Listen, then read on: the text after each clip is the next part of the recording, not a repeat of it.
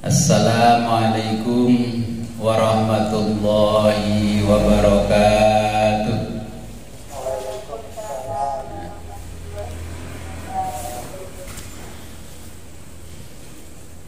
Bismillahirrahmanirrahim. Alhamdulillahilladzi 'allama bil qalam wa 'allamal insana ma lam ya'lam. Assalatu wassalamu ala sayyidina Muhammadin ya nabiul ulumi wal hikam wa ala alihi wa ashabihi ma damatil ayyam.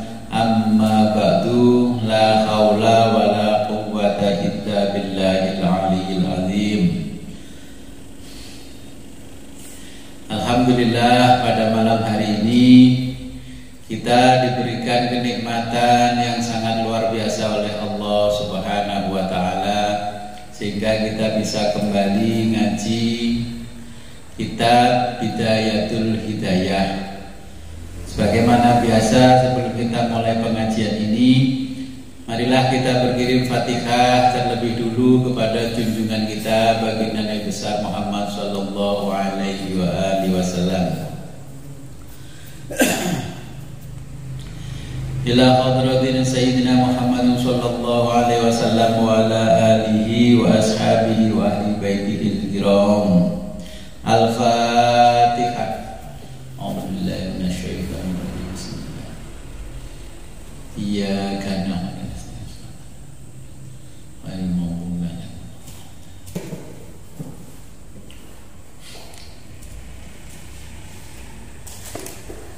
nasta'in. Tumbaila hadratil imamil allamah hujjatil islam al-imam Abi Hamid Muhammad al-Ghazali rahimahullahu ta'ala wa nafa'ana bihi wa bi ulumihi fid dharaini amin ya rabbal alamin. Al-Fatihah. A'udzu billahi minasyaitonir rajim. Bismillahirrahmanirrahim. Iyyaka na'budu wa nasta'in. Amin. Wa ila jami' muallifil kutubi wa syarihiha wa musannifiha wa ila jami' man ajazana ilal muntaha. Sayyidillah lahumul Fatihah. A'udzu billahi minasyaitonir rajim. Bismillahirrahmanirrahim. Thumma ila hadratina abaina wa ummahatina wa ajdadina wa jaddatina wa usulina wa furina wa liman istama'na haruna bisababil Fatihah.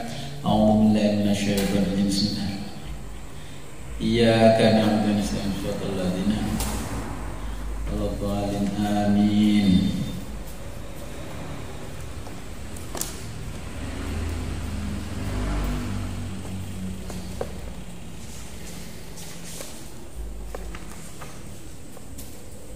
Al-ulum qad jumi'at al-kutub qad tubi'at.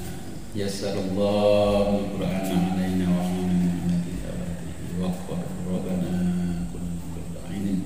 Allahumma sakhkhir lana al-kutuba kullaha.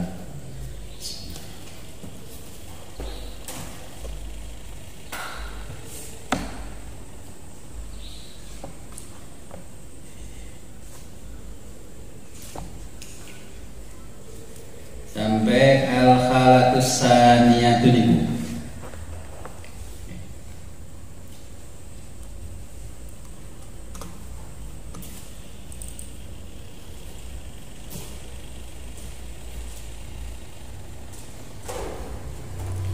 Halaman 31 ya.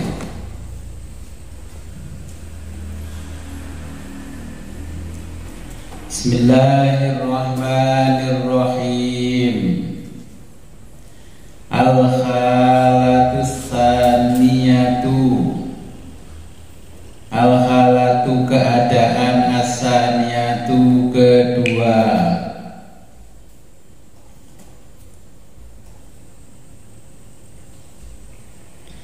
Allah jika kamu tidak takdiro mampu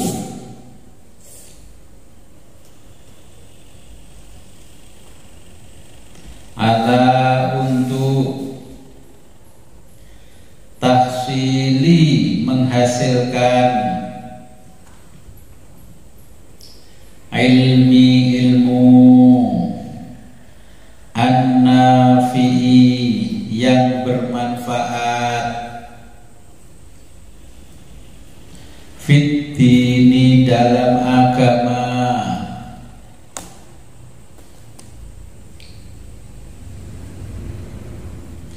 walakin tetapi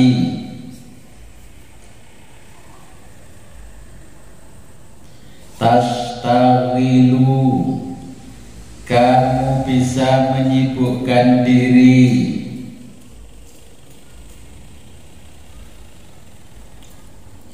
biwadhaifil ibadati biwadhaifi dengan berbagai jenis al-ibadati ibadah,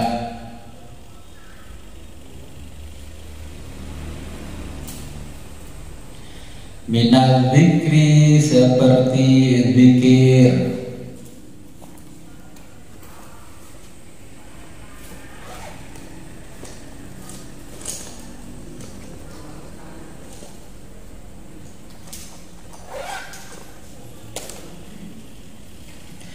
wa tasbihi dan tasbih,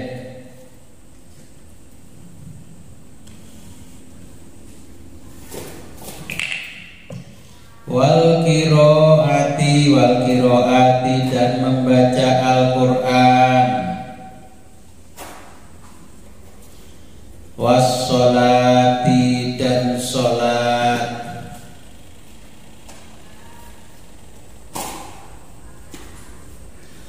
fadzalika maka itu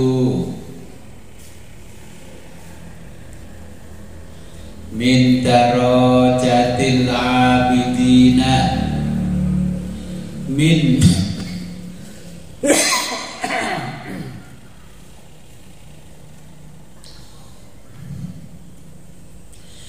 min darajatil abidina,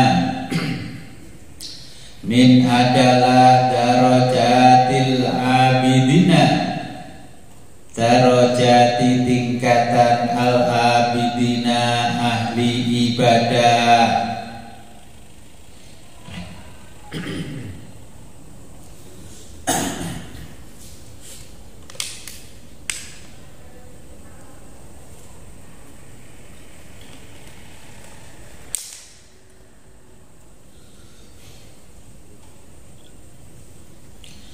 wasyaris solihina, wasyari dan masuk dalam teladan as-solihina orang-orang solih,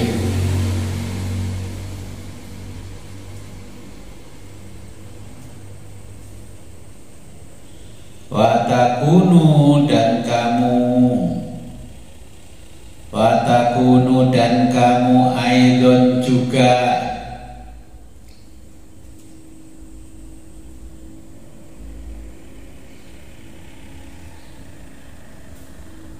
bidzalika itu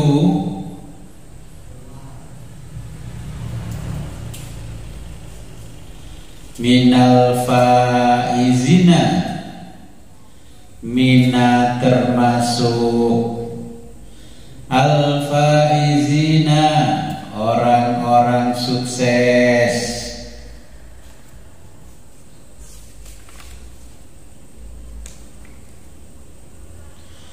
al-khalatus salisatu, al-khalatu keadaan as-salisatu ketiga,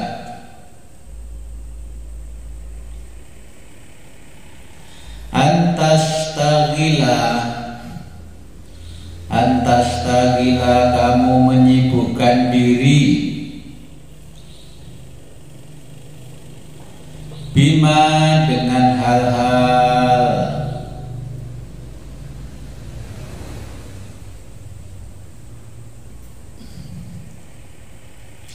Yasilu yang menghasilkan,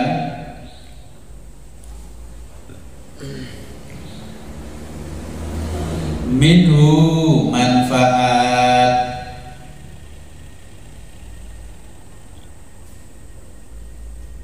khairun baik,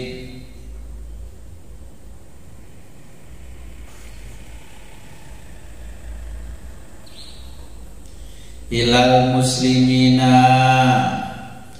bagi orang-orang Islam, wa yadkhulu, dan masuk,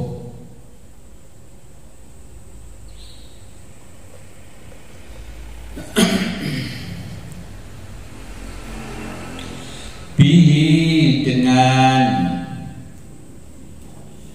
sururun, membahagiakan,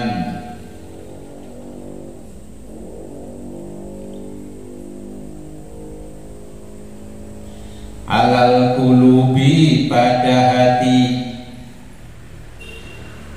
al mu'minina, orang-orang beriman,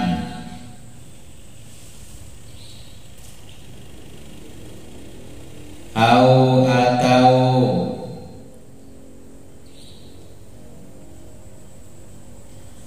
yatayassaru bihi, mempermudah, al-a'malu, amal, as-solihatu, soleh, lis-solihina, bagi orang-orang soleh,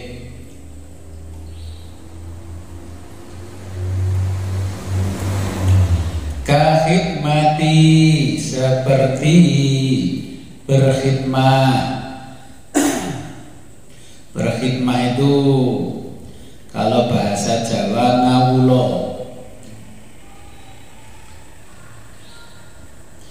Al-fuqahai, pada fuqaha, jadi ulama ahli fikih, fuqaha. Was-sufiyati, dan ulama ahli tasawuf.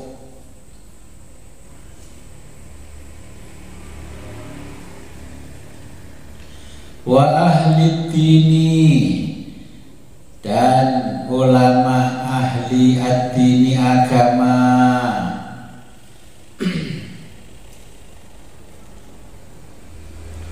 Wa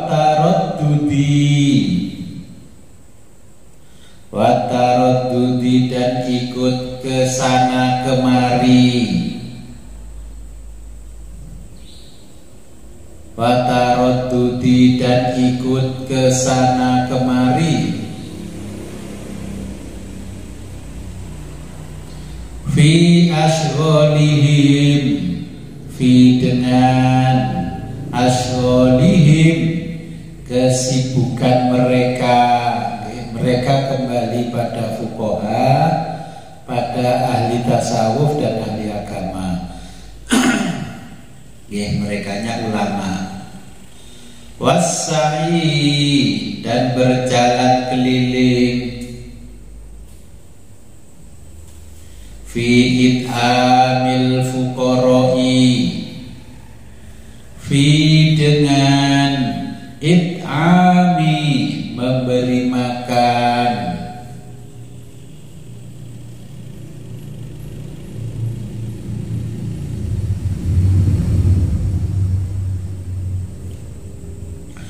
Al-fuqara'i, orang-orang fakir. Wal masakini, dan orang-orang miskin.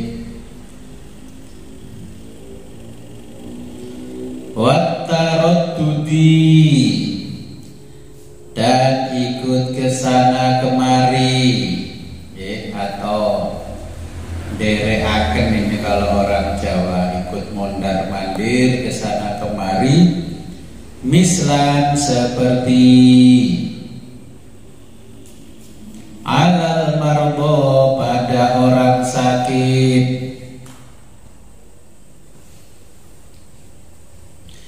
bil iyadati dengan menjenguk,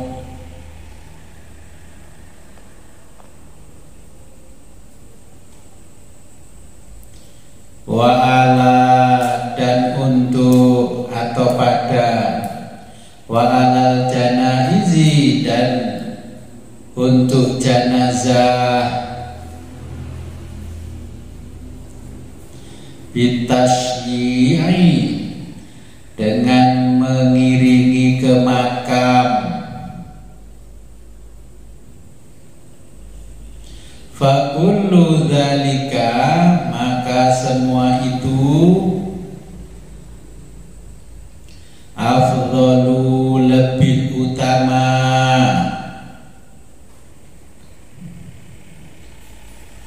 min nawafili daripada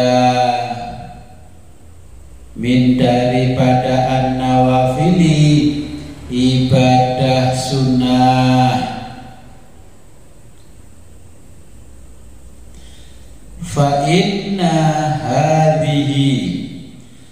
inna maka hadhihi ini adalah ibadatun ibadah, wa fiha dan di dalamnya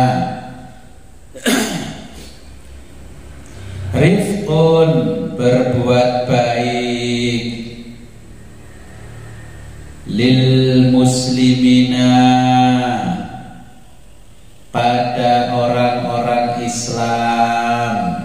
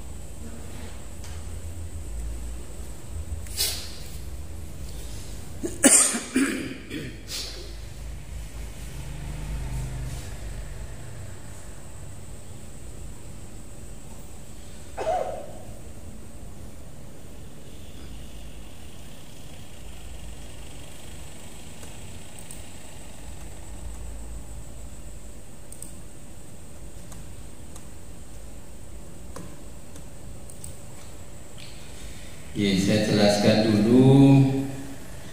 Al-khalatus saniyatu, ini kondisi atau keadaan kedua. Pada keadaan kedua ini kita diharapkan mampu menghasilkan ilmu yang bermanfaat. Ya, dalam segala hal yang kita lakukan itu kita memberikan dan mendapatkan ilmu yang bermanfaat. Ya. Contohnya, sebentar lagi kita mau kurban. Ya, kurban menyembelih kambing, menyembelih unta nggak ada di Indonesia, sapi dan sebagainya, binatang ternak. Terus ada fenomena di jalan-jalan ada tulisan spanduk, banner dan sebagainya, kurban sapi per orang urunan 3 juta untuk 5 orang. Nah, kemudian kita sering mendengarkan pendapatnya Ustadz atau orang-orang ini wabil khusus yang ada di media sosial. Ada yang mengatakan bahwa kurban 1 ekor kambing untuk 1 keluarga. Oke, 1 ekor kambing untuk 1 keluarga. Bagaimana pengertiannya? Jadi ini kita jangan salah paham dengan pengertian ini, karena saya mendengarkan pendapat-pendapat orang-orang ini kok begini gitu. Oke. Kita wabil khusus Ahlus Sunnah wal Jamaah yang mengikuti pendapatnya Imam Syafi'i. Ya, kalau kita ikuti pendapat Imam Syafi'i begini. Jadi kalau tahun ini jenengan kurban 1 kambing atas nama bapaknya, atas nama orang tua bapak. Berarti tahun ini yang gugur kewajibannya adalah bapak. Yang lain-lain belum gugur kewajibannya dalam keluarga itu. Maka pada tahun berikutnya kurban 1 keluarga atas nama ibunya. Berarti ibunya sudah kurban, bapaknya sudah kurban. Kemudian anaknya 2, berarti besoknya lagi kalau mau kurban atas nama anak. Terus atas nama anak lagi. Kemudian punya cucu, ya atas nama cucu. Jadi pengertiannya bukan 1 kambing untuk 1 keluarga, ya.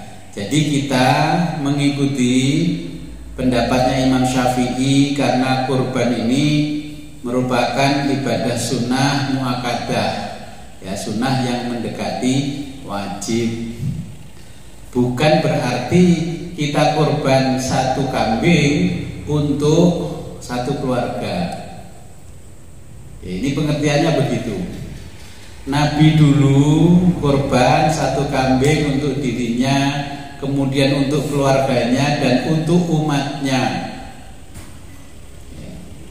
Jadi yang dimaksud 1 kambing untuk 1 keluarga itu, kalau tahun ini jenengan kurban kambing atas nama bapak atau atas nama siapa saja dalam keluarga itu, ya gugur kewajibannya 1 keluarga.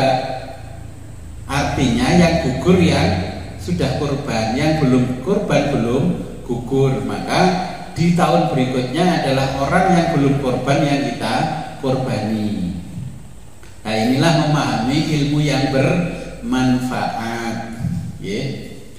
Kemudian di dalam madhabnya Imam Syafi'i, kalau zakat fitrah itu tidak boleh menggunakan uang, tidak boleh menggunakan uang. Ini di madhabnya Syafi'i, tidak boleh menggunakan uang, harus tetap menggunakan makanan pokok masyarakat setempat. Kalau kita orang di Indonesia, wabil khusus di Jawa ini, makanan pokoknya adalah beras, berarti beras. Terus dikonversi takaran atau hitungan di zaman Rasulullah ke zaman sekarang, ya kurang lebihnya 2,75. Ya jangan 2,75, kalau sudah ngaji ya dibulatkan 3 kilo atau dibulatkan 5 kilo per orang. Itu kan minimal ya 2,75 itu. Nah, pendapat di madhab Syafi'i, kalau zakat fitrah itu diperbolehkan dengan menggunakan uang, nanti jangan-jangan kurban pun akan diperbolehkan menggunakan uang, tidak menyembelih kambing. Ini dengan pahami konstruksi berpikirnya Imam Syafi'i. Imam Syafi'i tidak memperbolehkan zakat itu dengan uang, dengan makanan pokok warga setempat. Nah, kalau warganya pakai makannya adalah jagung atau gaplek, ya jagung dan gaplek. Nah, ini yang dikhawatirkan. Makanya saya mengidolakan Imam Syafi'i itu karena berpikirnya luar biasa hebat. Kalau nanti zakat fitrah boleh dengan uang, berarti lama-lama nanti kurban binatang di hari raya Idul Adha nanti orang-orang akan mengganti dengan uang. Wis gak usah korban gawe binatang kurban iwas ceteh kabeh wis gawe duwe ae. Gitu. Wong-wong ben tuku daging dhewe-dhewe. Ya kan?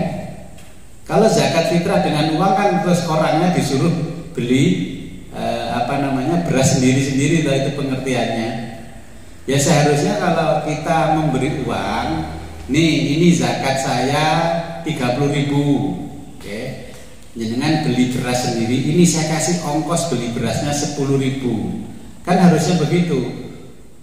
Nah, aturan pendidikan yang diberikan Allah dan Nabi itu memberikan zakat diberikan langsung kepada orang yang berhak menerima zakat. Kita kan diperintahkan untuk mendatangi orang yang berhak, al-mustahiq, yang berhak menerima zakat. Tapi sekarang kan dikasih uang wis tuku dhewe ae kan, logika berpikirnya kan begitu.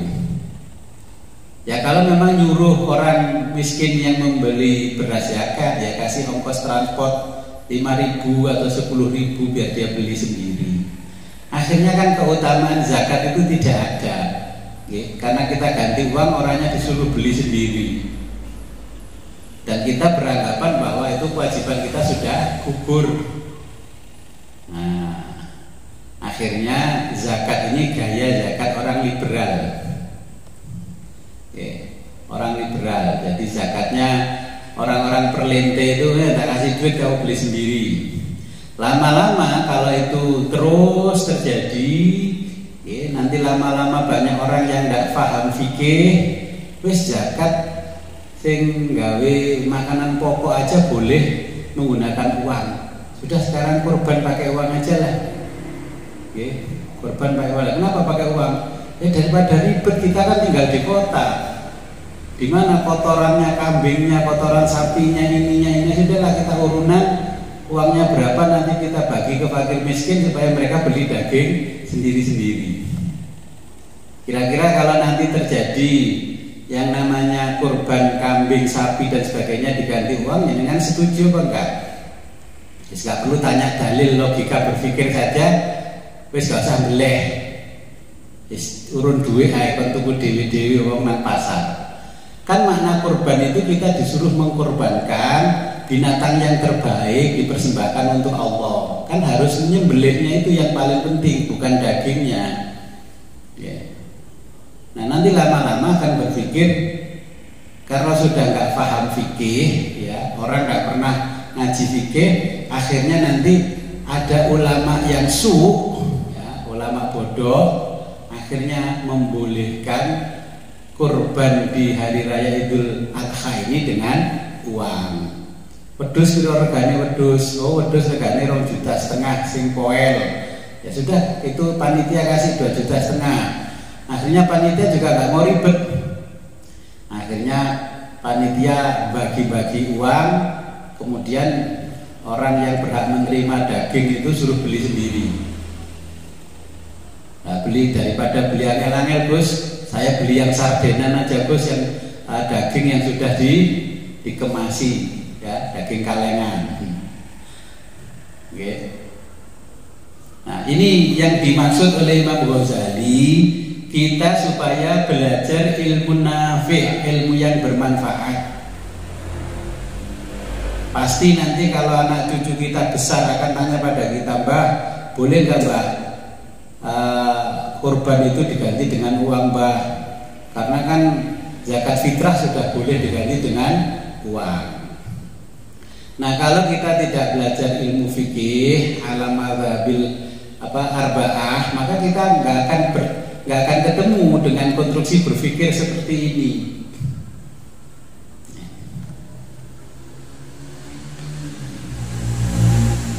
Orang kalau hanya ibadah, itikaf di masjid, zikir, wirid, tasbih, dia akan mendapatkan predikat sebagai orang soleh.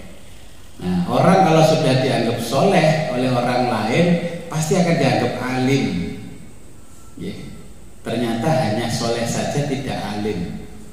Akhirnya memberikan fatwanya pun juga ngawuri, tidak berdasarkan ilmu. Maka ini yang Dimaksud oleh Imam Ghazali, kita disuruh setiap apapun dalam kehidupan kita didasarkan ilmu yang bermanfaat.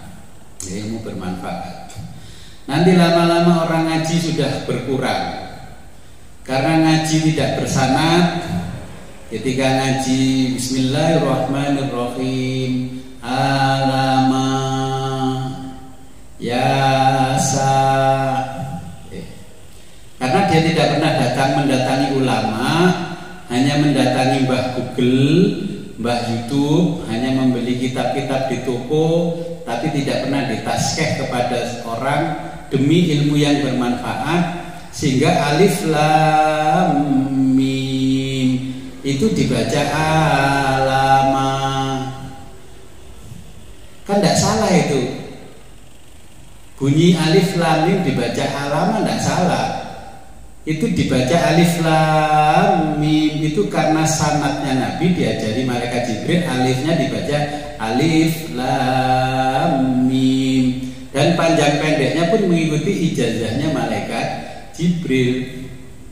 Coba nanti kalau orang sudah minim pengetahuan ilmu agama, baca Yasin ya enggak Yasin, Yasa, kan gitu. Nyatanya baca Bismillahirrahmanirrahim.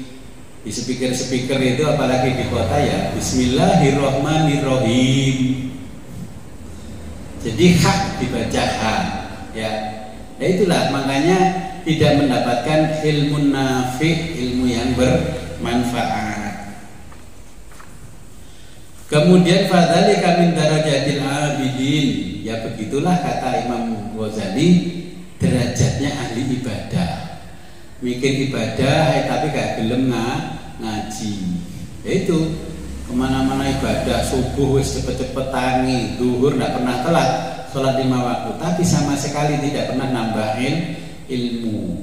Nah itu akhirnya derajatnya namanya ahli ibadah. Wasiyaris solihina, dan masuk dalam teladan orang-orang soleh. Kita ya harus soleh dan harus alim. Wa takunu aidan bidzalika minal faizin, dan kamu juga termasuk orang-orang yang beruntung kalau bisa menghasilkan ilmu yang bermanfaat. Dulu orang menganggap yang namanya riba itu hanya uang, hanya yang berkisaran uang. Tapi sebenarnya riba tidak hanya uang. Contohnya kalau kita berdagang, ya saya sering contohkan beras. Beras. Sekarang bukan beras, sekarang minyak goreng. Wong minyak curah saja dikemas bunyinya minyak premium. Itu kan sama dengan yang namanya riba. Riba di barang dagangan, bukan di uang. Uangnya nggak riba, akhirnya barangnya yang dijual riba.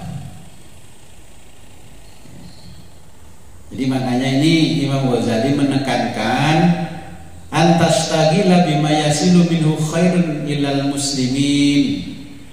Apapun yang kita lakukan harus berdampak baik kepada orang-orang Islam. Contoh kalau jualan cilok, pentol, ya mbok ya oleh orang muslim tahu ngaji sing dodolan itu sausnya mbok saus sing lumayan berkualitas, jangan sausnya yang kiloan di pasar itu sak bantal regane 5.000. Tapi saus yang bantalan dimasukkan ke botolnya Indofood, botolnya ABC, ya. Botolnya yang branded itu. Ini kan tidak menghasilkan ilmu nafi', menghasilkan ilmu qabih, tambah elek ilmunya. Okay. Terus ya jual makanan. Pertama beli kecap bangau, wes, iki dodolan bakso 5.000 kecap bangau. Ternyata setelah yang pertama kecap bangaunya habis, dikasih refill kecap yang murahan, dimasukkan botolnya bangau. Nah ini berarti ilmunya nggak bermanfaat, ilmunya tambah merosot kualitasnya. Oke. Terus ketika hidupnya nggak berkah, terus mengeluh sama Allah, ya Allah kenapa ya hidup saya kok nggak berkah. Ya itu kan akhirnya nggak membawa keberkahan dalam hidup. Iki bango kok kecapnya rasanya pahit. Nah, seperti itu. Jadi itu contoh-contoh yang dimaksud oleh Imam Ghazali. Kita berbuat apapun yang dampaknya harus positif kepada orang Islam. Kepada yang non muslim saja diharuskan positif, apalagi sama-sama muslim.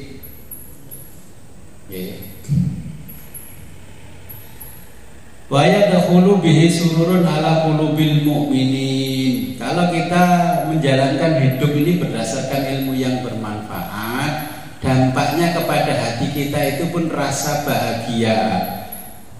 Rasa bahagia. Kalau enggak yang bermanfaat ya enggak bisa bahagia. Rasanya susah, gelisah, kenapa ini? Kenapa ini? Wa ayya wa au yatayassaru bihil a'malus sholihatu, dan atau mempermudah amal-amal soleh lissolihina bagi orang-orang yang soleh. Jadi dampak yang kita lakukan ini harus berdampak positif, amal soleh itu. Amal solehnya positif. Nah, contoh yang lain-lain pun juga sama. Kita kalau bicara bahan bangunan, sekarang kan kita beli paku di palu sama palu martil itu nggak pernah bisa masuk, peyok duluan. Itu di tulisan bungkusnya ditulis the snail number 1 in the world. Wah, tulisannya paku nomor 1 di dunia. Made in Indonesia, dipaku peyok. Ya kok gak usah ditulisi number 1 in the world. Gitu loh. Wong dipaku tandingannya itu apa? Kayunya kayu yang gembuk, kayu randu aja masih meot. Bagaimana kalau kayu balau dari Kalimantan yang keras? Gak akan mampu. Roda mobil, ban, mobil motor, import. Nggak taunya dipakai sekali 2 kali pecah. Jadi ini tidak menghasilkan ilmu-ilmu yang bermanfaat. Jadi banyaklah dalam kehidupan kita, makin hari kita menyaksikan orang yang hidupnya nggak makin manfaat. Contoh saja kalau kita belanja di Lijo, kalau beli ayam itu daging ayam, mana ada daging ayam yang tidak di dalam daging dan kulit, antara daging dan kulit itu ada darah yang kemerah-merahan. Itu adalah bukti nyata bahwa cara menyembelihnya pasti kurang sempurna, sehingga masih menyisakan darah. Contoh kalau saya di Surabaya itu masuk ke Wonokromo, ke Pasar Putran, itu orang-orang nyembelih itu pakai cutter, mbuh pedhot mbuh gak gulune uratnya ya. Setelah di cutter itu langsung masih setengah mati setengah hidup, masukkan ke tong. Isinya air yang panas, setelah itu diambil dibubuti. Sehingga terus ayam itu dipotong-potong-potong, dicincang. Nah, ternyata masih banyak menyisakan darah kemerah-merahan. Terus setelah makan ayam, ngomongnya begini, dok, ini kok saya makan ayam kok tambah gatel-gatel, bla bla bla. Dokternya bilang, wah ini nggak tawar dengan ayam begini. Pasti yang di kambing hitam kan ayamnya. Padahal ayam diciptakan oleh Allah untuk dinikmati. Karena cara kita merawat ayam tidak menggunakan ilmu nafi, sehingga berdampak buruk kepada kita. Lihat saja nenek moyang kita tahun 70 ke sana, mana ada penyakit yang aneh-aneh. Dulu kedokteran tidak secanggih sekarang, tapi nenek moyang kita yang bodoh-bodoh itu tidak pernah mendapatkan penyakit yang susah. Tangan ini aja dicucinya di sungai. Ya saya buktinya kalau ngirim orang di sawah nggak pernah pakai hand sanitizer, wis pokoknya enek banyu digawe cuci tangan, mangan, nggak pernah. perutnya itu sakit, nggak pernah. Kena asam lambung ya nggak pernah. Kenapa begitu? Karena nenek moyang kita dulu ilmunya terbatas, pengetahuan akademisnya terbatas.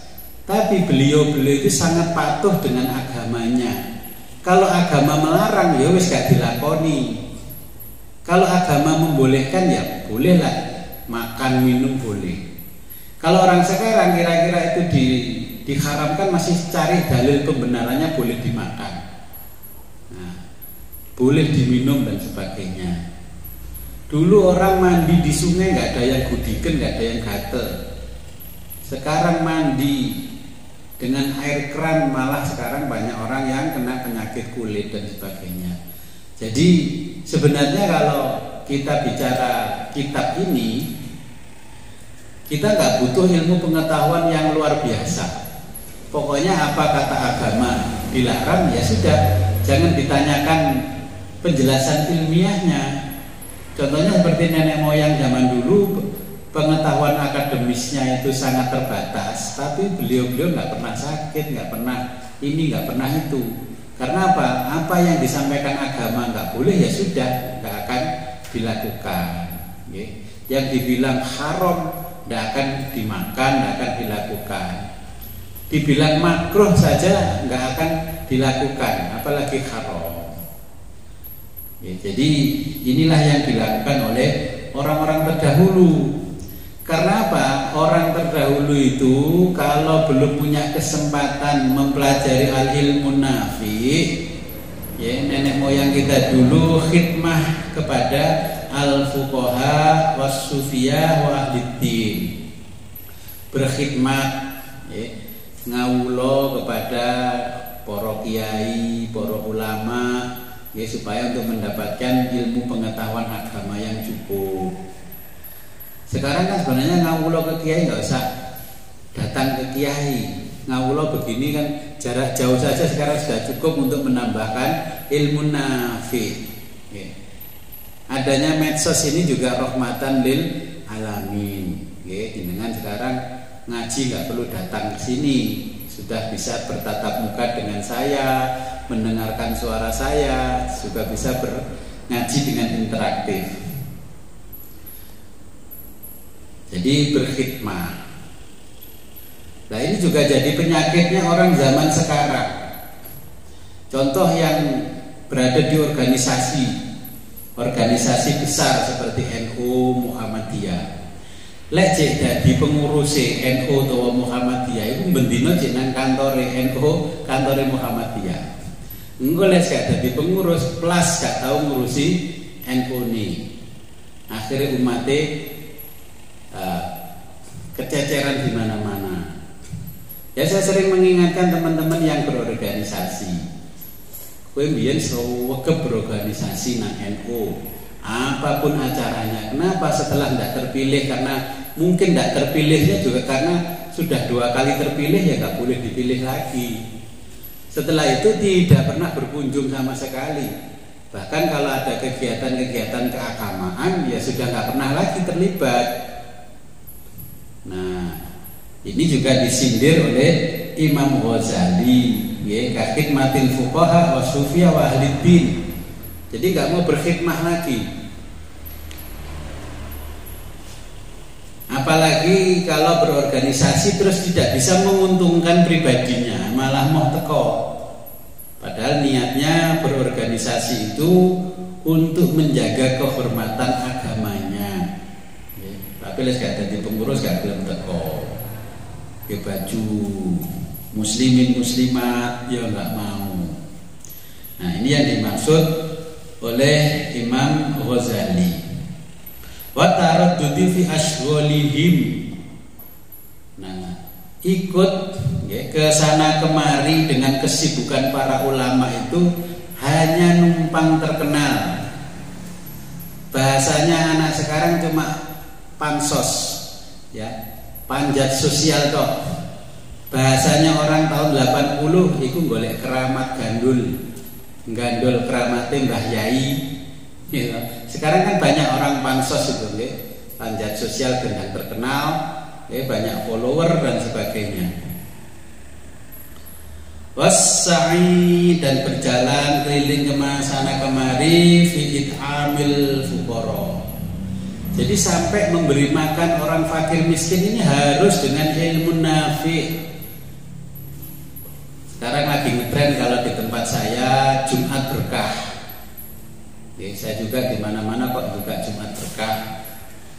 Mbuh sapa mbiyen sing marai pertama yang ngajari Jumat berkah ya nggak tahu. Ujug-ujug ngetren ada Jumat berkah. Ketika Jumat itu banyak orang mengumpulkan uang ya untuk beli makanan terus dibagi-bagi ke fakir miskin. Ya di jalan-jalan, tukang becak dan sebagainya.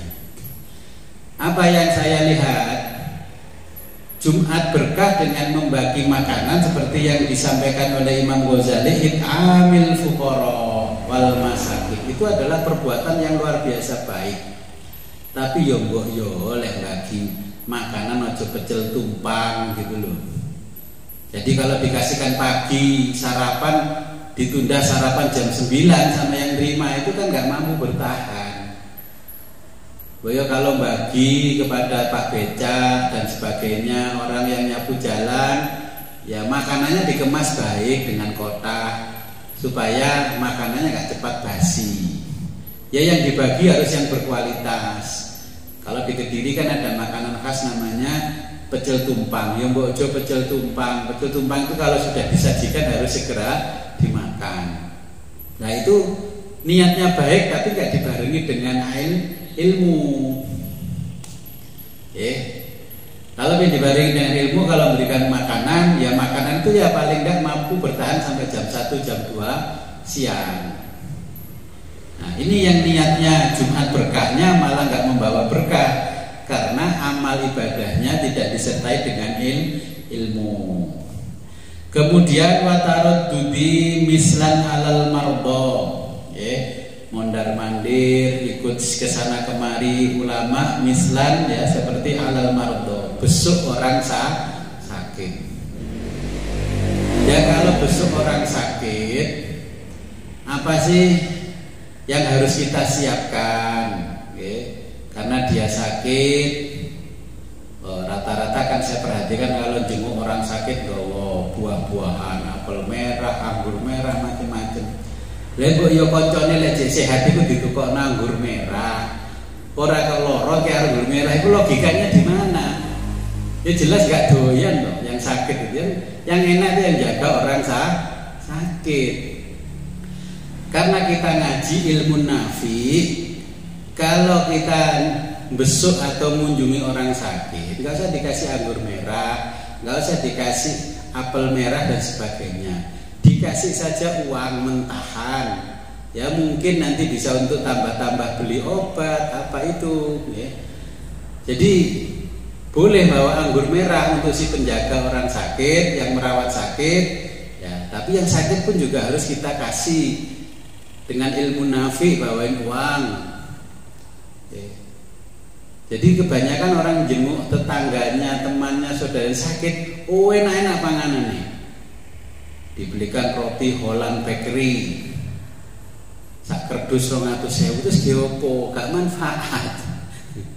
Ya ini karena jenengan ngaji. Ini tuntunan rohani dari Nabi. Setelah membawakan kebahagiaan bagi orang sakit, kita punya tuntunan rohani dengan mendoakan orang sakit, ya. Dan ikhtiar berobat itu orang sakit. Nah, ketika mengunjungi orang sakit, apa yang harus kita lakukan setelah kita belajar ilmu ini, ilmu nafi'?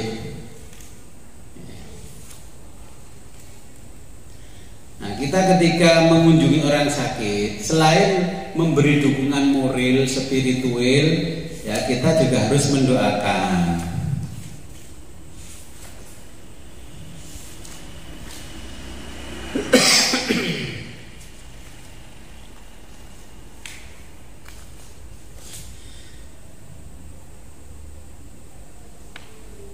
Jadi nanti kalau mengunjungi siapapun yang sakit, baik sakit di rumah atau sakitnya di rumah sakit, ya selain membawakan makanan, memberikan uang, ya dengan pada waktu mengunjungi orang sakit berdoalah minta kesembuhan kepada Allah.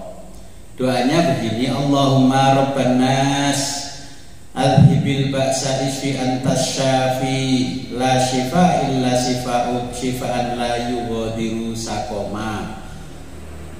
Artinya begini, Allahumma ya Allah rabban nas, Tuhan semua manusia, adhibil ba'sa, hilangkanlah penyakit, isfi antas syafi, engkaulah penyembuh,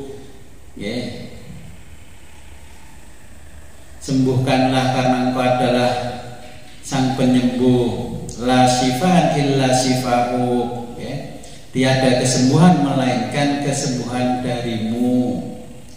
Shifaan la yughadiru saqama, jadi sembuhkanlah dengan kesembuhan yang tidak meninggalkan sakit sedikit pun. Nah, enggak ke rumah sakit terus ngobrol ngalor ngidul orangnya sakit. Terus yang sakit dibilangi, "Lek, wingi tangga kula rokek sampean gak sampai 3 dino mati, Lek." Jadi nyambangi orang sakit pun harus dengan ilmu. Gak oleh nyambangi orang sakit dengan mengucapkan kata-kata yang tidak memberi motivasi kesembuhan kepada si penderita sakit.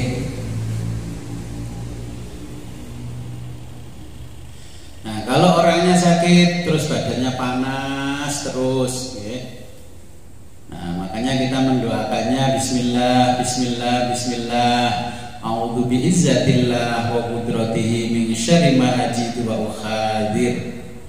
Itu dibacakan kalau orangnya aku loro dilep ya karena penyakit tapi awakku tekan njero iku panas. Menunggu dene aku ndelok ngaji nang YouTube iku wong sing panase kaya sampean iku jare diadab karo Gusti Allah. Jadi ketika kita menjenguk orang sakit, bimbingan rohani yang diberikan ya wis lek tak wacana donga tuntunane Kanjeng Nabi, lek sakitnya dideteksi oleh alat sampean gak ketemu tapi rasanya panas kayak kobong, tak wacana donga Bismillah, Bismillah, Bismillah, Bismillah.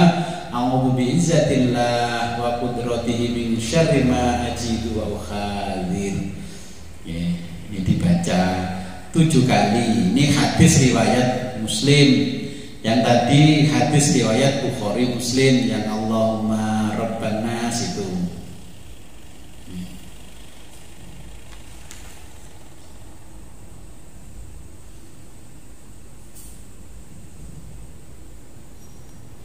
Nah, kemudian ketika meminum obat sakit, ini bicara orang yang sakit ya, mungkin kalau kita sedang sakit ya mau minum obat ya Bismillahirrahmanirrahim, imsihil ba'sa rabban nas biyadika syifa la kasyifa lahu illa anta. Nah, kalau diartikan dengan menyebut nama Allah, hilangkanlah penyakit wahai Tuhan manusia, di tanganmu kesembuhan. Tidak ada yang menghilangkan penyakit selain daripadamu ya Allah. Itu dumone. Nah, ini bedanya orang alim dengan orang awam. Orang awam ya wis pokoke Bismillahirrahmanirrahim, tombo teko lara minggat. Kemudian setelah obat itu masuk ya melalui mulut, terus berdoa lagi, as'alullahal azim rabbal arsyil azim ayyasfiyani. Saya mohon kepada Allah yang maha besar, Tuhan yang mempunyai arsy yang besar, ya singgasana yang besar, semoga Engkau menyembuhkan aku.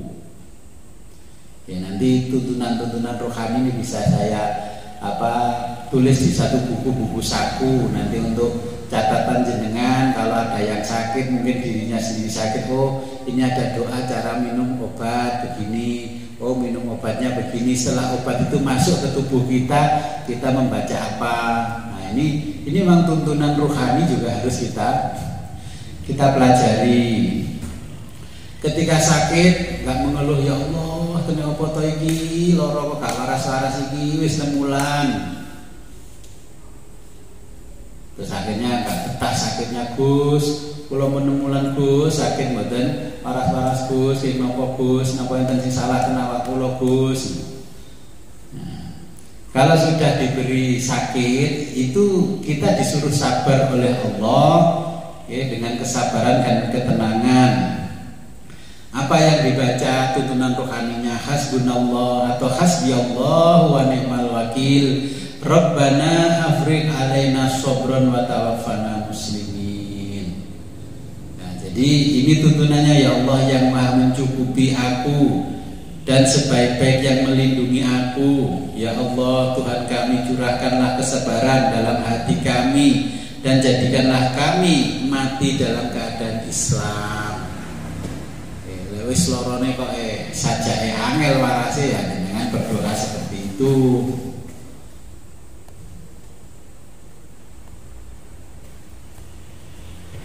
Mungkin sampai sini dulu. Ada pertanyaan?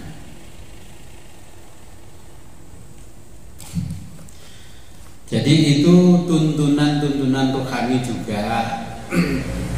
Kalau kita sudah ngaji itu juga harus kita pelajari. Jadi orang dulu itu begini, kalau ikut ulama, apa yang disampaikan dicatat, apa yang disampaikan dicatat. Ketika ada anaknya atau dirinya sendiri sakit, dia sudah bisa ngatasi. Padahal dulu banyak orang yang obatnya dipalsukan orang lain. Banyak kan jual obat yang palsu, beredar di palsu, jamu-jamu palsu. Karena ketika minum jamu itu dengan membaca doa, dan ketika jamunya masuk ke dalam tubuhnya juga membaca doa, akhirnya gak mandi jamune, mandi dongane. Akhirnya yang produksi jamu itu heran, padahal jamu itu tak kayak wedidok sampai gelepung. Ya mungkin tepung itu dia masukkan kapsul, kita nggak tahu. Kok waras ya wong ngombe kapsulku? Dia nggak tahu bahwa yang minum obat itu orang yang tahu tuntunan rohani. Ketika dia minum obat membaca doa, ketika obat sudah masuk tubuhnya juga membaca doa. Allah mengabulkan gak apa-apa. Masih ke dihapusi produsen jamu ya lah apa-apa, tetap waras. Karena membaca doa tadi. Nah, hal-hal yang semacam itu al-janaizi bitasyi'i.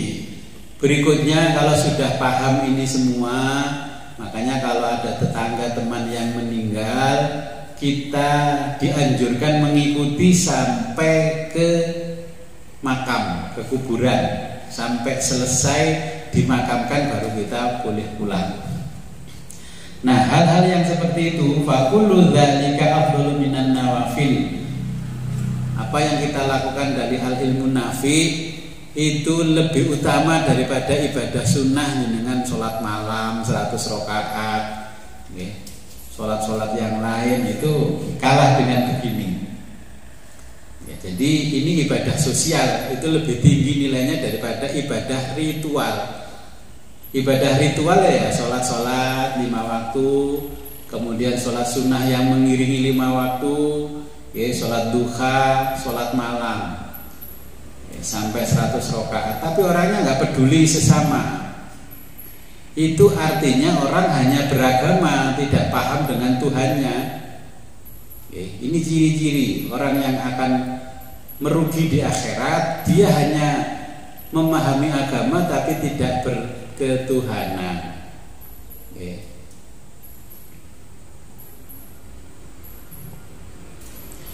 Kemudian fa inna hadhihi ibadatun, dan maka ini adalah ibadah wa fiha rifqul muslimin.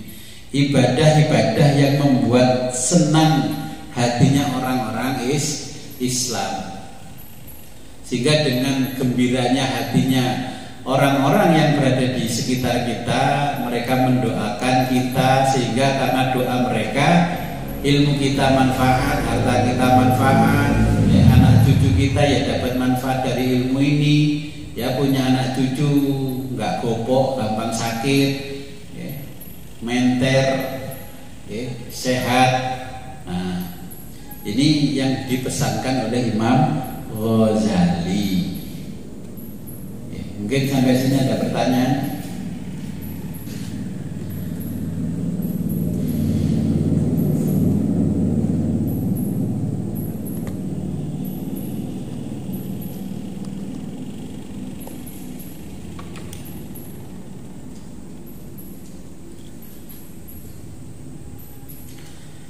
Kalau nggak ada pertanyaan, saya lanjutkan ke al-halatur rabi'atu.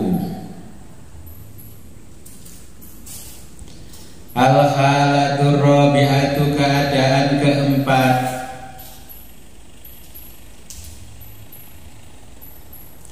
Allah, kamu tidak bisa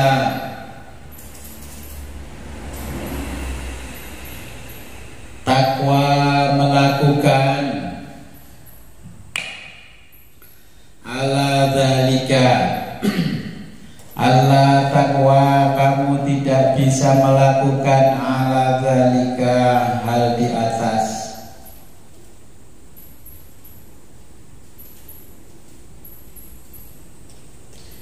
Fastagil, maka curahkan perhatianmu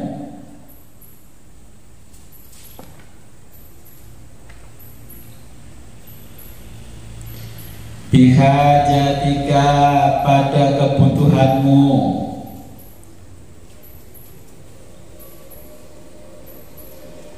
iktisaban, untuk memenuhi kebutuhanmu,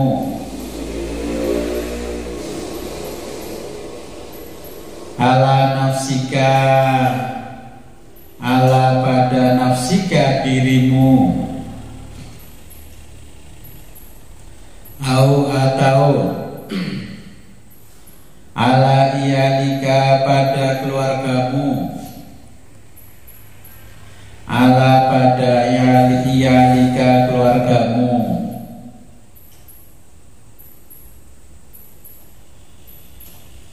waqad, dan maka salima, akan terhindar al-muslimuna, orang-orang Islam,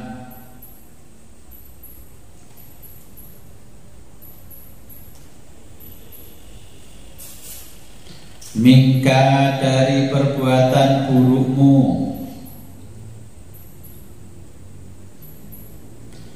wa aminu, dan mereka selamat, min, dari lisanika, mulutmu, wa yadika, dan tanganmu,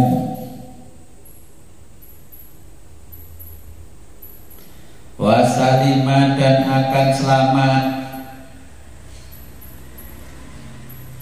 laka, darimu, dinuka, agamamu,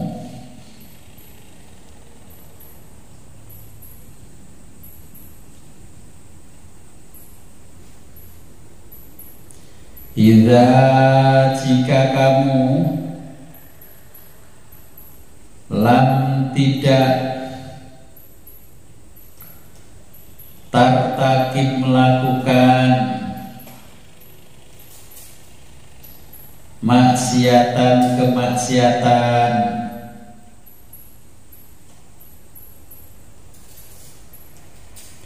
fatanala, maka kamu akan memperoleh, fatanala, maka kamu akan memperoleh, bidzalika, dengan itu semua,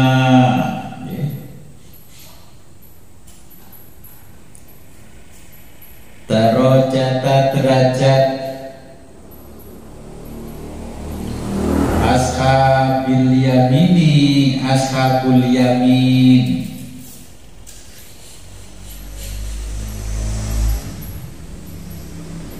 Ini istilah yang ada, namanya ashabul yamin. Ya, nanti saya jelaskan ashabul yamin. Illam takun, illam, jika kamu tidak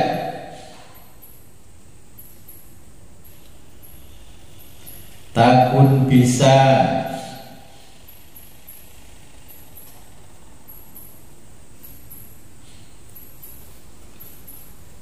min ahli taroki, min, menjadi ahli, orang at-taraqi, yang naik kelas, ila maqamati, pada tingkatan,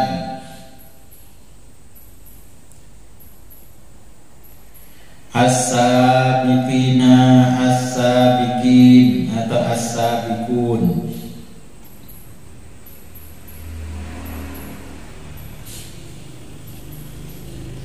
Fahadha, ini adalah aqallu, yang paling bawah, aqallu darajati, yang paling bawah, ad-darajati, derajatnya,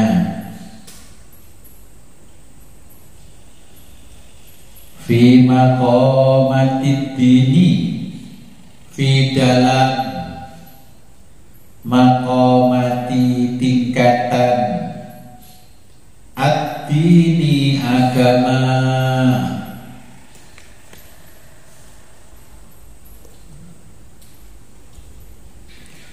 wama, dan tidak ada,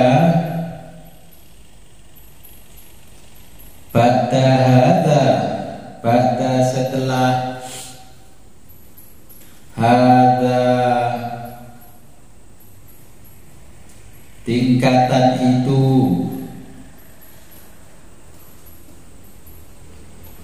wa huwa, dia adalah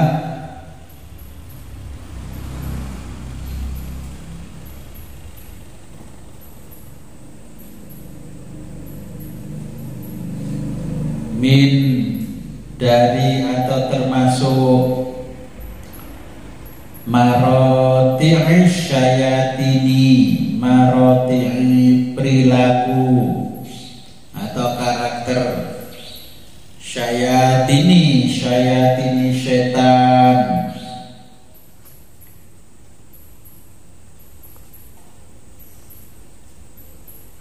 wadzalika, dan itu adalah derajat,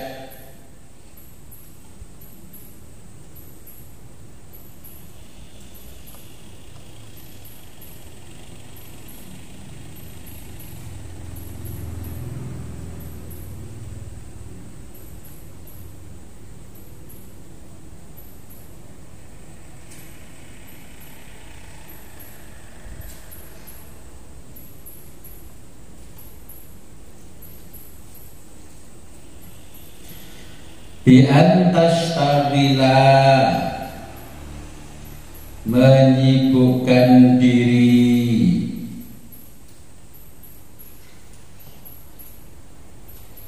wal iza wal iyadu, dan semoga kita dihindarkan,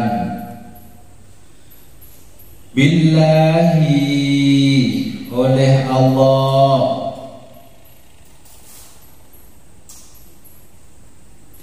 bima, dari hal,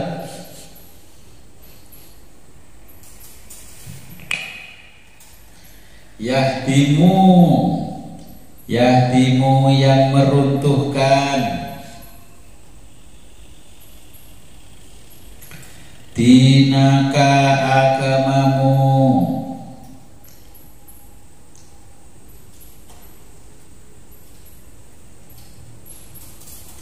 au atau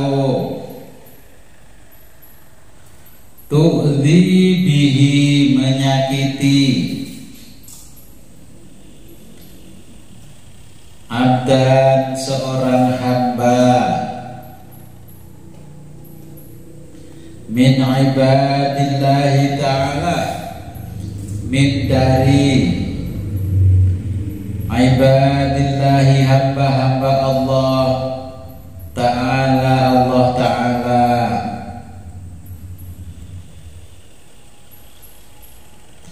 fahadihi, ini adalah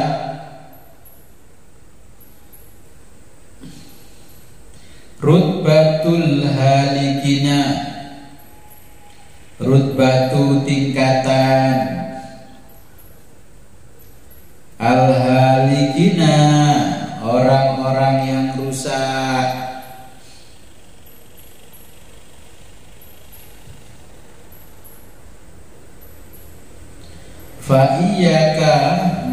maka kamu hindarkan. Fa iyyaka maka kamu hindarkan antakuna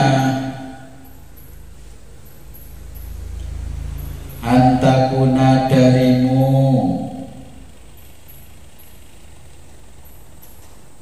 fi hadhihi tabaqati fi dari hadhihi ini at-tabaqati tingkatan.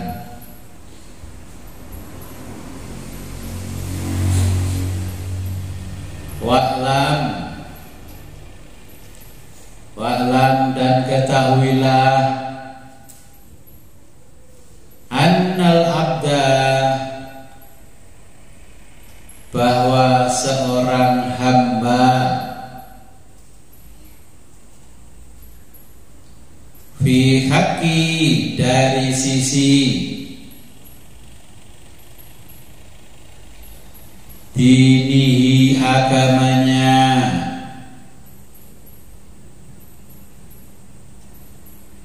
ala salasati ada 3 darajatin derajat.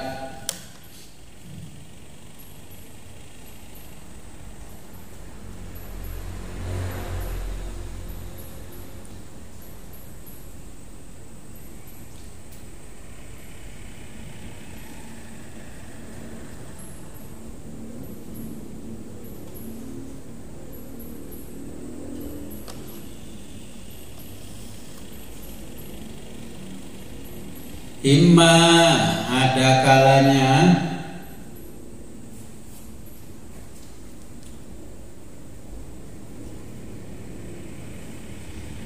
salimun orang yang selamat,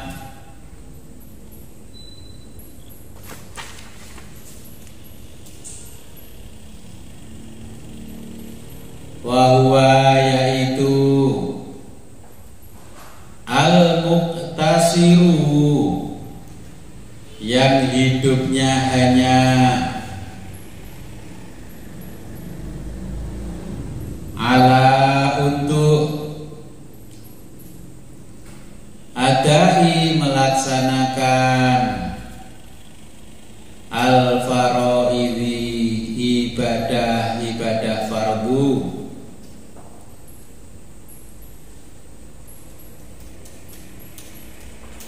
watarki dan meninggalkan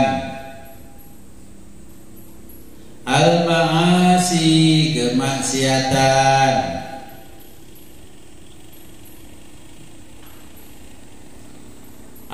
atau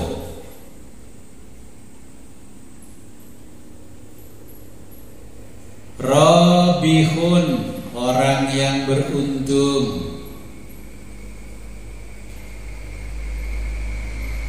wahwa yaitu al-mutatawwi'u berlaku taat,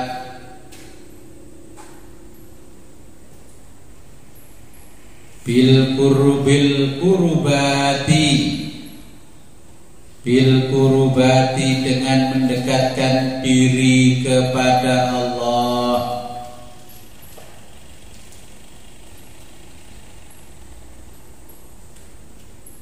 wan nawafili dan hal-hal sunnah,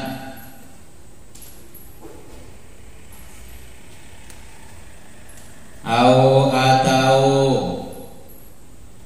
khosirun orang-orang yang merugi, wa huwa yaitu al-muqassiru orang-orang yang hanya melaksanakan anil lawazimi an hal-hal al-lawazimi yang wajib saja,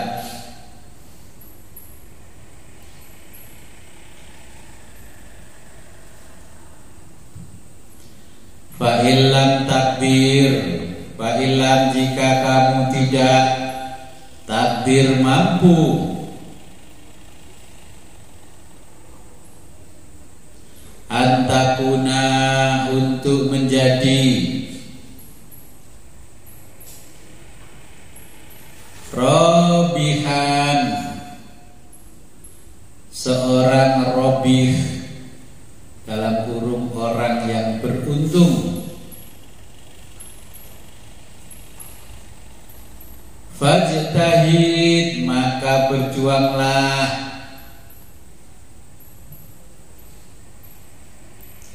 antakuna untuk menjadi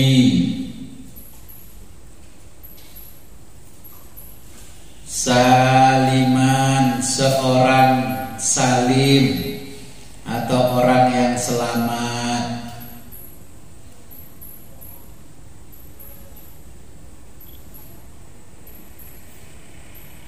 Wa iyyaka, dan jauhkan darimu, summa iyyaka, lalu jauhkan darimu, antakuna untuk menjadi khosiron khosir, dalam kurung orang-orang merugi.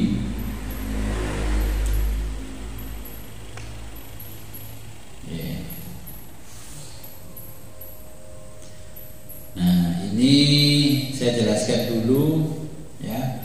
Al-halatur rabi'u, keadaan yang keempat ya, kita sebagai manusia yang beragama Islam, ini tingkatan-tingkatan yang dijelaskan Imam Ghazali dalam kitab Bidayatul Hidayah. Ya, keadaan atau tingkatan yang keempat ini Allah taqwa, jika kamu tidak mampu melakukan ala dzalika, hal di atas, fastaghil bihajatika, maka curahkanlah semua perhatianmu ya, iktisaban, untuk memenuhi kebutuhan, ala nafsika atau ala iyadika, untuk memenuhi kebutuhan dirimu dan keluargamu. Ya, artinya begini, kalau kita terjemahkan dalam kondisi abad ke-14 Hijriah ini ya, artinya kowe lek gak iso nyumbang, katakanlah ada tarikan untuk jariah masjid, musola dan sebagainya, wis lek gak usah nyumbang menengah, gak usah kakek cangkem, kan begitu. Wis fokus kono ngurusi keluarga, sementing anak bojomu ora kelaparan, kamu masih bisa makan setiap hari, dan sibukkan dirimu untuk itu.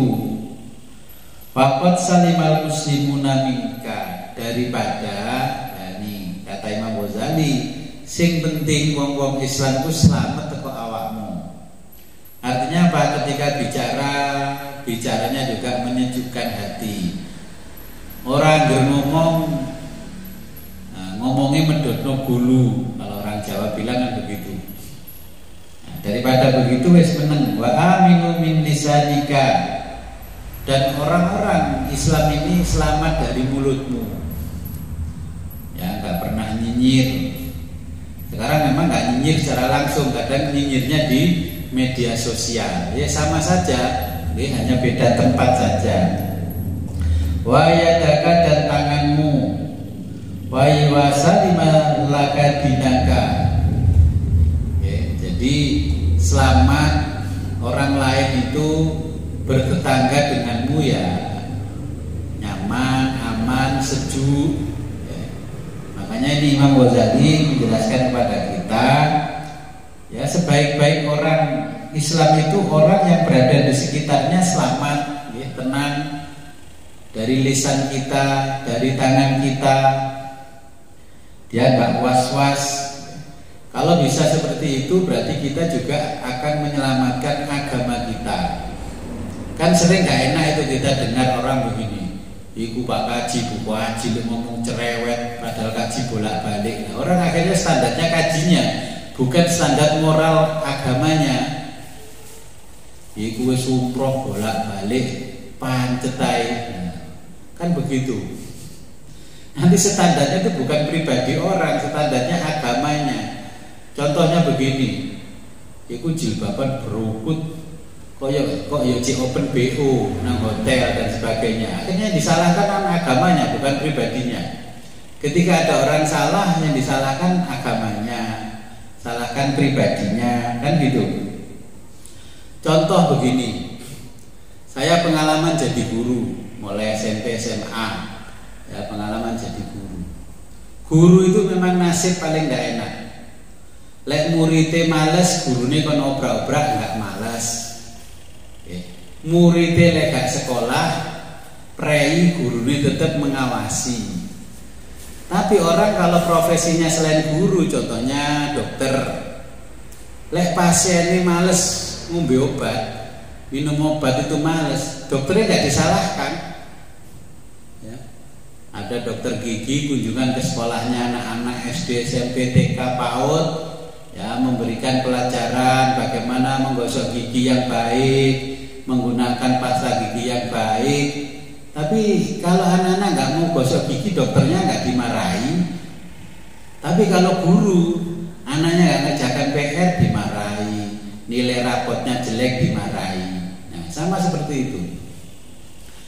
Makanya kata Imam Ghazali, ya wis lek iso ngono sing penting kowe gak ngare kisruh nang gone masyarakat wis cukup, kan begitu. Nah, kalau bisa melakukan semua apa yang diceritakan Imam Ghazali, maka kita akan mendapatkan derajat ashabul yamin, ya, orang-orang yang berada di sisi kanan, orang-orang yang selamat. Ya. Wa illam takun min ahli taraqi ila maqamatis sabiqin. Nah, kita harus meningkatkan derajat ibadah kita. Ya. Meningkatkan derajat, contohnya begini, contoh kalau saya ngaji di sini, ya, dulu saya mengijazahkan kitab Sholawat Dalailul Khairat. Sebagian orang 50% berhasil, sebagian tidak berhasil.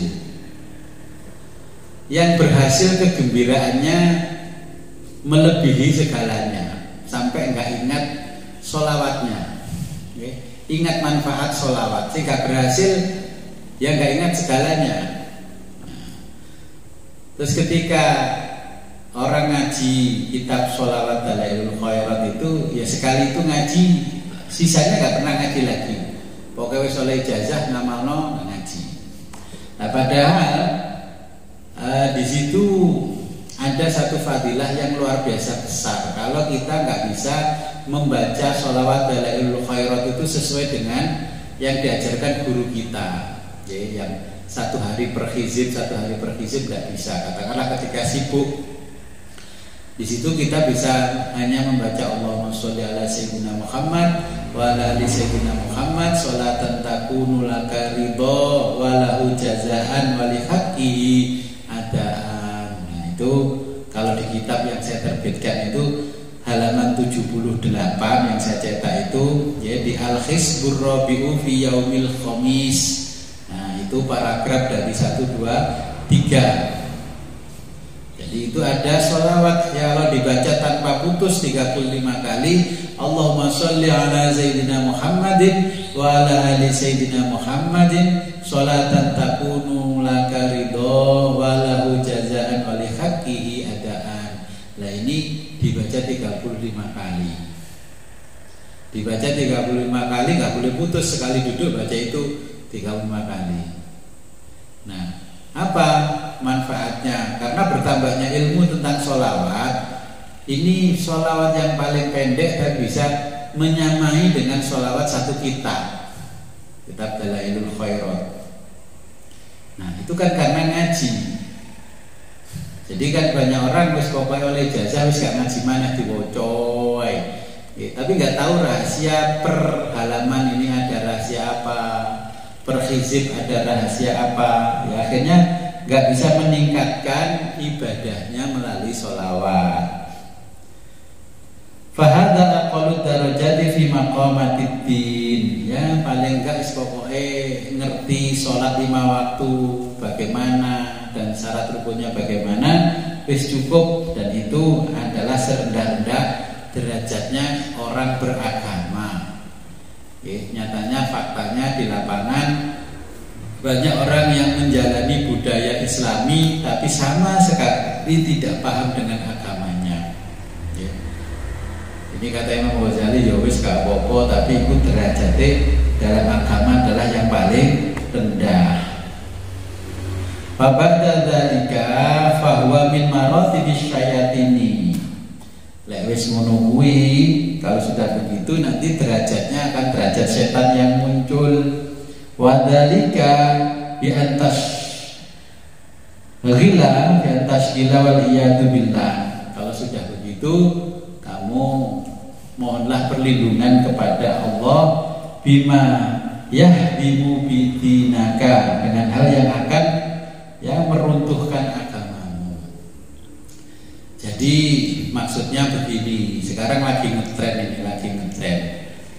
Mungkin kejadian-kejadian hari ini juga sudah pernah terjadi di abad ke-5 ke-6 Hijriah. Orang itu sekarang kan lebih banyak membanggakan nasabnya daripada membanggakan ilmunya. Jadi kemuliaan orang itu bukan tergantung nasabnya, tapi tergantung ilmunya dan akhlaknya. Walaupun memiliki nasab yang tinggi, tapi ilmunya jahil, akhlaknya bukan akhlakul karimah, ya nggak akan bermanfaat. Dari zaman dahulu kala sudah banyak orang yang mengkomersialkan nasab. Nasab itu ya keturunan. Kan zaman saya kan begini, zaman kecil saya, aku elek-elek ini turunannya Mbah Bupati. Biyen mbahku ya Mbah Lurah nang kene iki. Nah, ini yang membanggakan nasab. Nah, ini akhirnya menjadi celah bahwa agama ini akan runtuh. Agama ini akan runtuh. Gak gelem ngaji, gak gelem mencari ilmu, hanya membanggakan nasab. Padahal orang kalau membanggakan nasab, kata Nabi,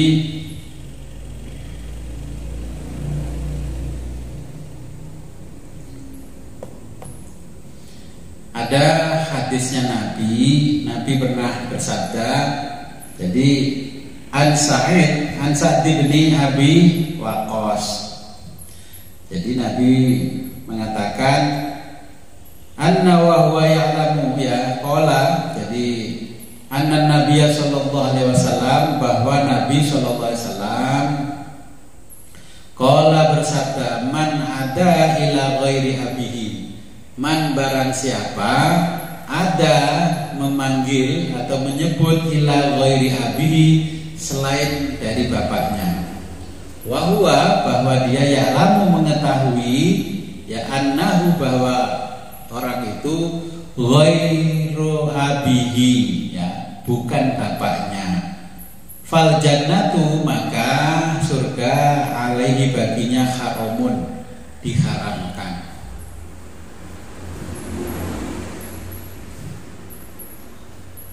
Nah, orang-orang yang suka menjual nasab ini sudah disindir oleh Kanjeng Nabi dengan hadisnya seperti itu.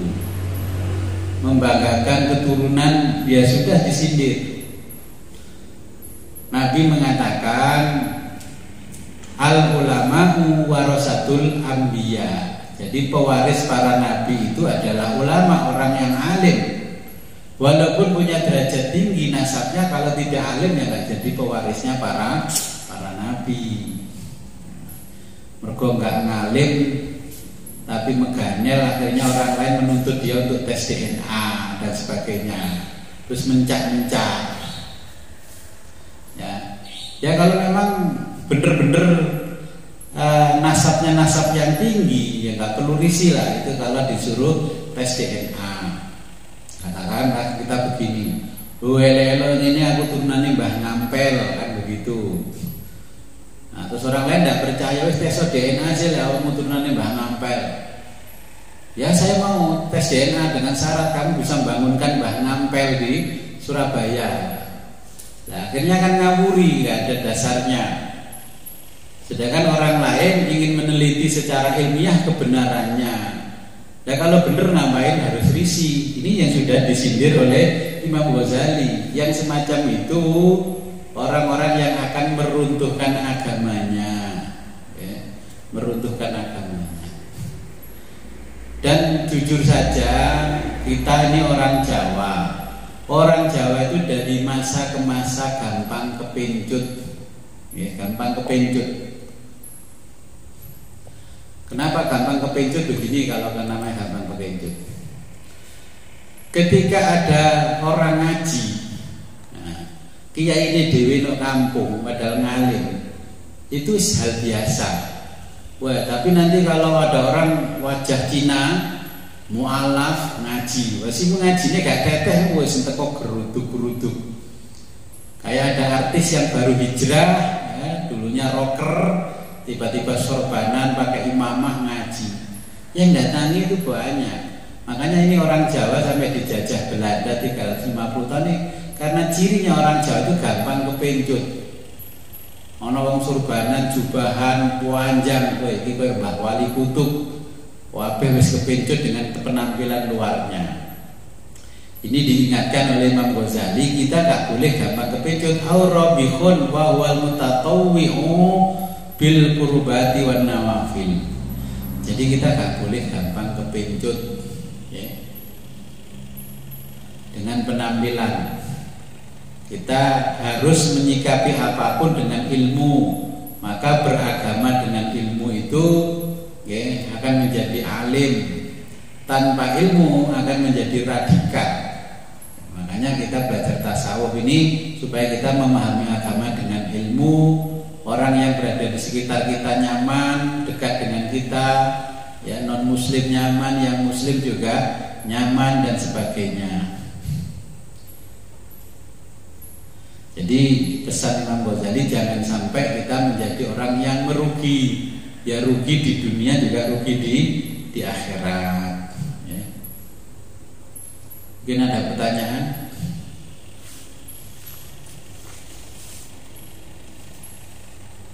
Mumpung masih ada waktu.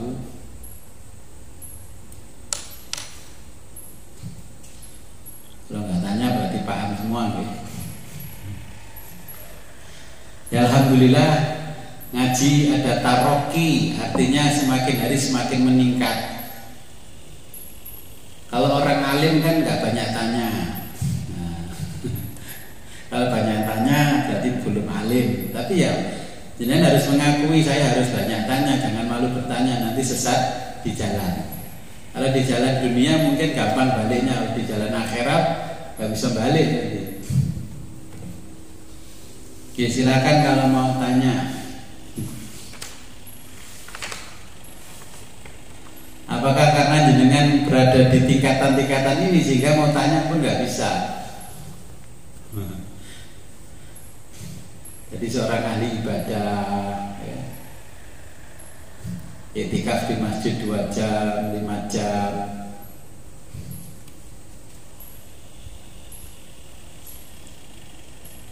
Ya biasanya orang ngaji ini kalau sudah sampai bab ini, itu biasanya tahu setan nih, wah ini sing ngaji Bidayatul Hidayah sampai bab ada buma ba'da tulu'i syamsi ila zawali. Biasanya diri jenengan dibikin oleh setan malas.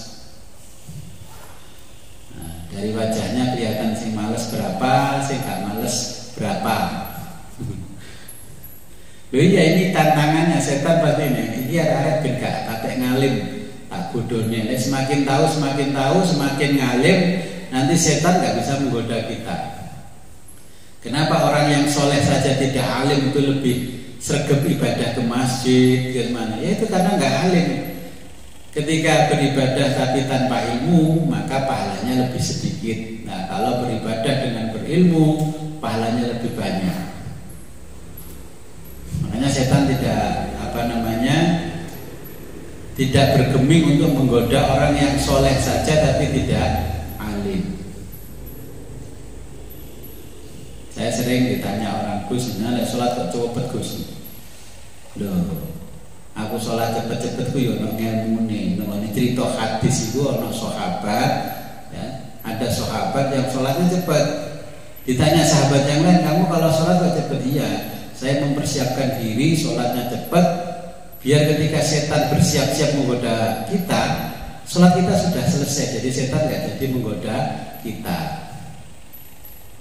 Jadi itu dalilnya kalau jenengan nanti pas sholatnya cepat ditanya orang, kok sholatnya cepat? Iya, aku mempersiapkan diri sholat, jadi sholat saya sudah selesai, persiapan setan menggoda saya belum selesai, jadi sholat saya sudah selesai. Jadi setan tidak sempat menggoda saya.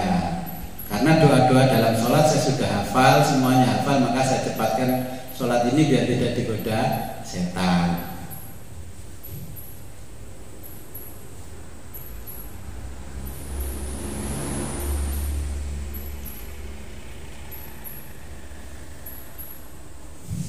Ya, ini bab ibadah, ya, ibadah. Mudah-mudahan panjenengan semuanya semakin ngaji semakin meningkat ilmunya, kualitas ibadahnya semakin meningkat, ya. Ibadah ritualnya yang meningkat, ibadah sosialnya juga meningkat, ya. Ibadah sosialnya meningkat, ibadah ritual, jangan ritual saja yang meningkat, tapi ibadah sosial juga harus meningkat.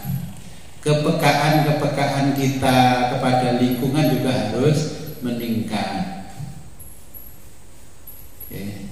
Jadi nggak perlu diobrak-obrak dan sebagainya. Jadi kita ahli sodako, ahli sosial dan sebagainya itu meningkat. Tidak semakin mengaji semakin menutup diri, nggak meningkat, artinya ilmunya nggak pernah diamalkan. Oke, ilmunya nggak pernah diamalkan. Minimal diamalkan untuk diri sendiri, untuk keluarga. Oke, minimal untuk diri sendiri dan keluarga. Contohnya ketika kita bicara etika keluar masjid, ya, Nabi kan menjelaskan di di hadis, kalau masuk masjid berarti kaki kanan dulu. Nah, kalau keluar masjid berarti kaki kiri dulu. Ya toh? Kemarin kan masih ingat hadisnya. Terus bagaimana? Apakah kaki kita masukkan ke sandal langsung yang kiri? Tidak seperti itu. Jadi keluar masjid dengan kaki kaki kita yang kiri menginjak sandal dulu. Kemudian baru kaki kanannya yang dimasukkan ke sandal yang sebelah kanan. Setelah itu diangkat kaki kiri, dimasukkan ke sandal yang kiri. Jadi kalau pelajaran dari Nabi keluar masjid dengan kaki kiri, kaki kita nggak langsung masuk ke dalam sandal. Jadi kaki yang kiri menginjak sandal dulu, baru yang kanan nanti yang dimasukkan sandal terlebih dulu, baru yang kiri. Nah ini pun kalau nggak ngaji kan kita nggak tahu kan, perintahnya tekstualnya, teksnya itu kan keluar dari masjid kaki kiri, ya langsung kaki kiri ke sepatu, ke sendal. Nggak begitu, ya keluar kaki kiri, diinjak dulu sepatu atau sendalnya, baru yang kanan yang dimasukkan. Ya, ini kan termasuk ilmu itu.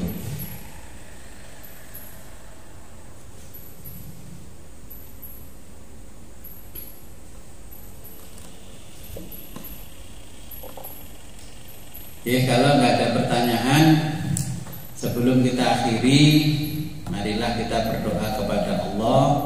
Ya, mudah-mudahan apa yang kita pelajari ya, membawa manfaat dan barokah kepada kita, pada keluarga kita, ya, kepada umat Islam pada umumnya.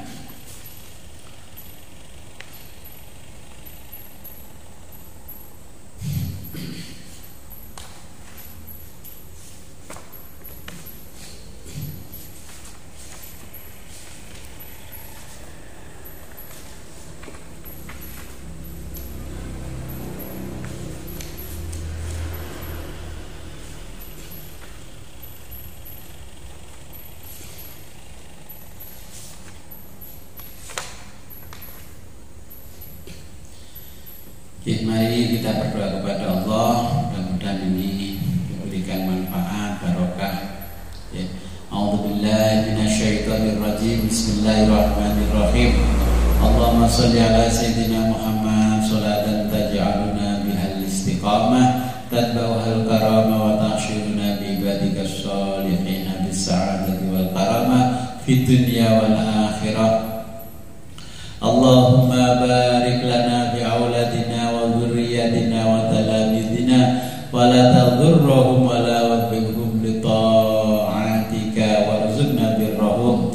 Allahumma akrimna minka binuril fahmi wa akhrijna min dhulumatil wahmi warzuqna fahman nabiyyin wa khidmal mursalin wa ilhamal malaikatil muqarrabin bi rahmatika ya arhamar rahimin. Wa sallallahu ala khairi khalqika sayyidina Muhammadin wa ala alihi wa sahbihi wa barik wa sallam. Alhamdulillahi rabbil alamin. Al-Fatihah. Iyyaka na'budu wa iyyaka nasta'in. Amin.